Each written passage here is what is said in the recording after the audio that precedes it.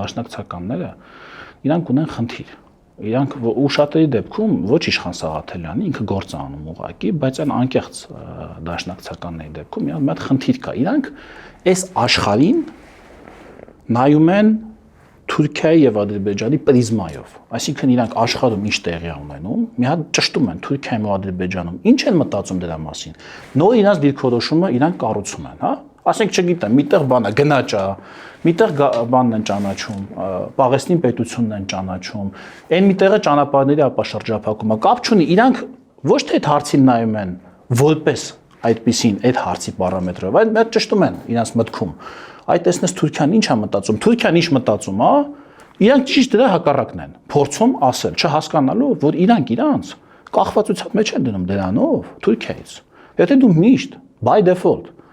ինչ որ մեկի հակառակն ես, միշտ պատկերացրեք, չէ՞, ասենք ասում են դուք ով եք, ասում են ես Պողոսն եմ, ես Պետրոսն եմ, այն մեկին ասում են դու ով ես, ասում են ես Պողոսի հակառակն եմ։ Չի ասում ինքը ով է, ասում է ես նրա հակառակն եմ։ Այդ նշանակում է, որ նա այն մյուսն է, Պողոսն է որոշում, թե դու ինչ ինքնություն ունես։ Եթե ինքը ուզենա,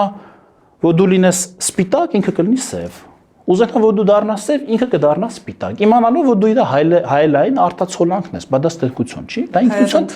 ինքնության ստեղծություն է։ Ստացվում է դու քո ինքնությունը թոկով կապում ես ուրիշի ինքնությանը։ Նա ինչ արես, դու նրա հակառակն ես։